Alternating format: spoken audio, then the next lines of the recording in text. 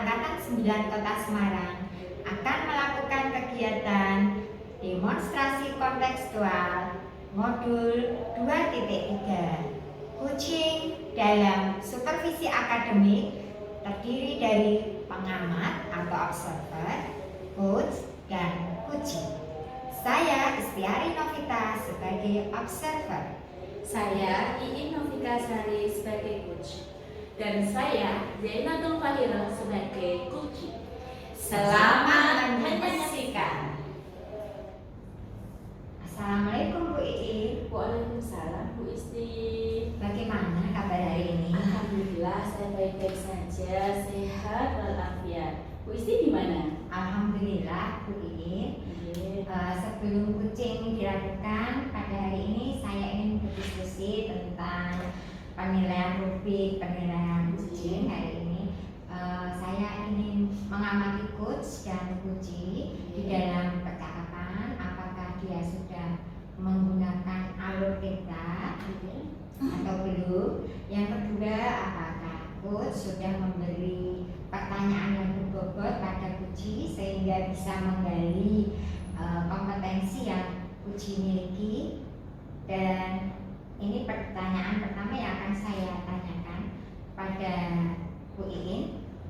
Kompetensi apa yang ingin dikembangkan pada coaching kali ini? Oke, di coaching siang ini, kali ini saya ingin mengembangkan yang pertama yaitu present, kehadiran penuh. Terus yang kedua mendengarkan secara aktif dan memberikan pertanyaan terbobot kepada coachee. Oke, sekarang masuk ke pertanyaan kedua Bu Iin. Kompetensi spesifik apa yang ingin dimunculkan dalam Iya, terima kasih. Kali ini saya ingin memunculkan dua kompetensi dalam proses coaching ini. Yang pertama adalah mendengarkan secara aktif, secara penuh, present, dan memberikan pertanyaan yang berbobot. Ya, ini yang terakhir ya Bu Iin. Indikator apa yang ingin dicapai atau diinginkan oleh Ibu di dalam kegiatan coaching pada hari ini? Pada proses coaching kali ini, saya itu ingin coaching saya itu nanti bisa menemukan solusi atas permasalahannya dan memberikan langkah-langkah tahapan yang harus dilakukan agar permasalahan tadi bisa selesai dan solusinya bisa terlaksana. Oke, baik, demikian dulu ya Bu. Praobservasi kali ini. Semoga Ibu melakukan coachingnya lancar dan sukses. Assalamualaikum Bu Zain. Waalaikumsalam Mbak Iin. Gimana kabarnya Ibu? Alhamdulillah sehat. Gimana kabar Mbak Iin hari ini? Sama, saya juga sehat. Berkah untuk kita semua. Amin. Amin. Bu Zain begini, saya itu dengar-dengar katanya Bu Zain itu mau ada coaching. Iya Mbak, betul. Itu berkaitan dengan apa nggih?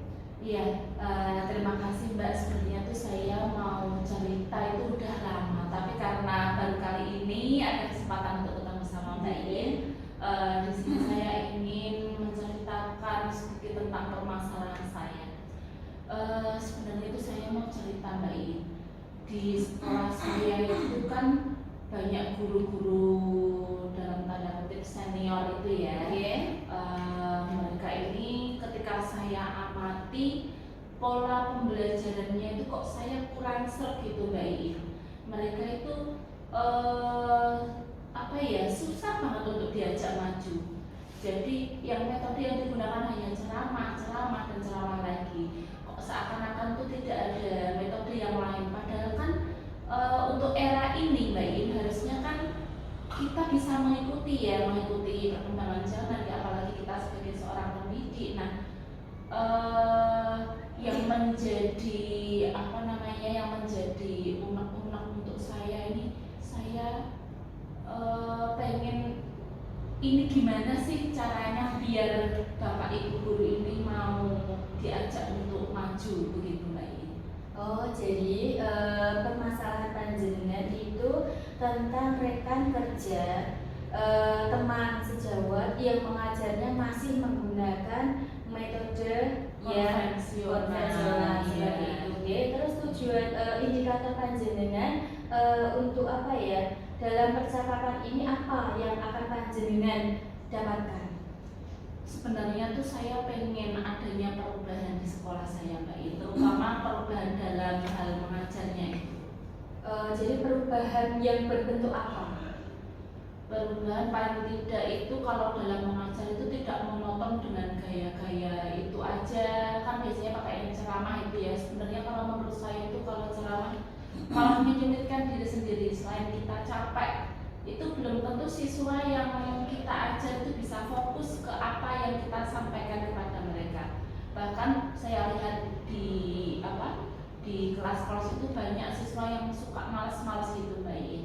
Nah, yang ingin saya lihat indikatornya ini, saya pengennya itu Bapak Ibu guru ini bisa terampil IT sehingga bisa melakukan proses belajar ini, pembelajaran ini dengan menggunakan media-media yang ada. Kan di sekolah itu udah banyak Mbak Iin, satrasnya itu juga sudah disediakan, kayak ada proyektor, kemudian ada LCD, selanjutnya juga ada buku-buku cerita-cerita bergambar dan lain sebagainya.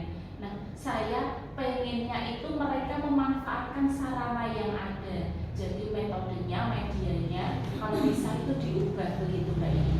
Berarti panjenengan ingin merubah yang guru tadi menggunakan pembelajaran konvensional dengan media ajar yang lebih bervariatif seperti itu. Iya Mbak Iin. Jadi kayak gini, semisal itu digradekan, dilevelkan dengan angka, grade panjenengan itu level di sekolah panjenengan itu ada di angka berapa? Kalau menurut saya sih baru di level 5, karena kan saya melihat kondisi yang seperti itu. Saya kira level 5 itu paling cocok untuk kondisi yang ada di sekolah saya. Seperti itu. Kalau kita menginginkan yang level yang lebih tinggi, tidak usah yang maksimal 10, kira-kira level berapa yang ingin panjenengan capai? Saya dari level ini, kalau misalkan sampai ke level 10 itu saya kira sulit Mbak Iin. Nah, level 7 aja lah, dari 5 ke 7 gitu aja Mbak Iin. Berarti level yang ingin panjenengan capai dalam indikator coaching, dalam indikator penyelesaian masalah ini adalah baru sampai di angka 7. Yeah. Nah, untuk mencapai taraf 7 itu, perubahan apa yang ingin panjenengan terapkan di rekan sejawat? Yang ingin saya terapkan pada rekan sejawat ini dalam melihat kondisi yang seperti itu, sebenarnya tuh saya pengen adanya semacam mentoring. Jadi bisa entah itu mentoring secara klasikal ataupun secara face to face. Nah, ini saya anggap ini cocok untuk saat ini Mbak Iin. Alternatif lain selain mentoring apa itu? Selain mentoring ada pendampingan, kemudian ada workshop gitu Mbak Iin. Jadi alternatifnya itu. Oh, berarti ada rencana panjenengan itu selain mengadakan mentoring, juga mengadakan workshop. Nah, itu dari kegiatan, dari rencana panjenengan yang paling mudah panjenengan laksanakan itu yang mana? Kalau menurut saya sih yang mentoring itu Mbak, karena menurut saya ini yang paling mudah untuk saya. Kemudian kalau yang workshop sama pendampingan ini tentunya kan udah harus ada persiapan yang matang, kemudian biayanya itu juga kalau tidak memenuhi itu pasti kurang maksimal. Nah, di sini yang saya ambil mentoring aja Mbak.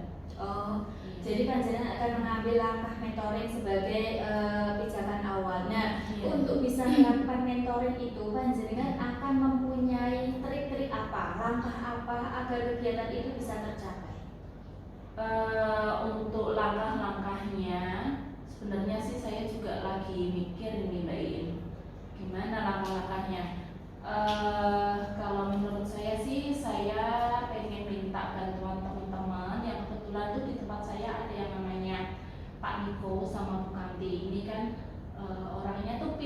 pinter IT, cuman mungkin belum tersalurkan ke teman-teman, belum Iya. ada acara berbagi. Nah, di sini saya akan berkolaborasi dengan Bapak Ibu guru tersebut, ini Pak Niko sama Bu Kanti ini, untuk mendampingi saya berkolaborasi membagikan praktek baik ini kepada teman-teman di sekolah saya. Itu Mbak Iin. Berarti langkah panjenengan adalah kolaborasi dengan teman yang ada dalam satu kantor yang beliau ternyata mahir dalam IT dan tentunya sudah mendapat dukungan dari kepala sekolah. Seperti itu, oke.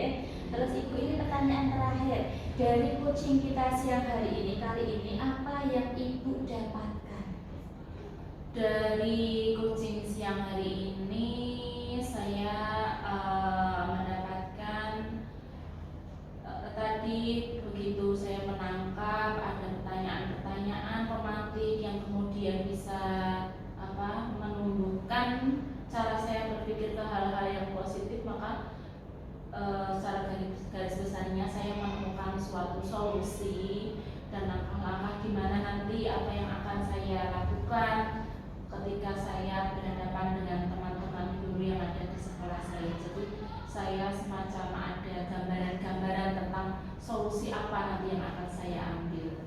Oh, jadi dengan kita coaching siang hari ini, kali ini Ibu yang tadinya bingung bagaimana cara merubah mindset, merubah cara mengajar rekan senior tadi yang notabene adalah kurang bervariasi, akan melakukan mentoring dengan rekan sejawat yang ternyata pengetahuan IT-nya lebih tinggi. Kapan itu akan panjenengan lakukan, Ibu? Secepatnya Mbak Iin.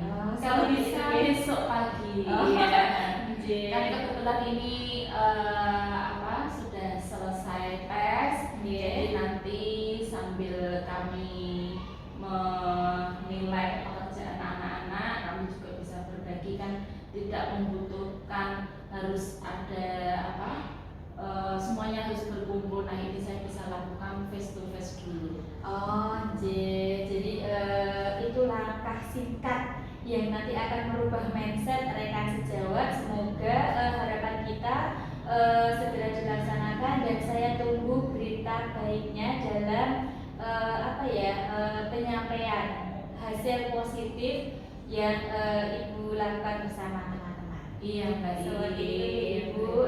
Baik, kita akhiri proses coaching siang hari kali ini. Semoga apa yang Ibu inginkan itu diridhai oleh Allah. Amin. Ibu, terima kasih atas kesempatannya. Assalamualaikum warahmatullahi wabarakatuh. Waalaikumsalam warahmatullahi wabarakatuh. Tadi sudah melakukan coaching dengan Bu Jainate ya. Nah, sebelum penutupan, saya akan menanyakan beberapa pertanyaan pasca observasi ya.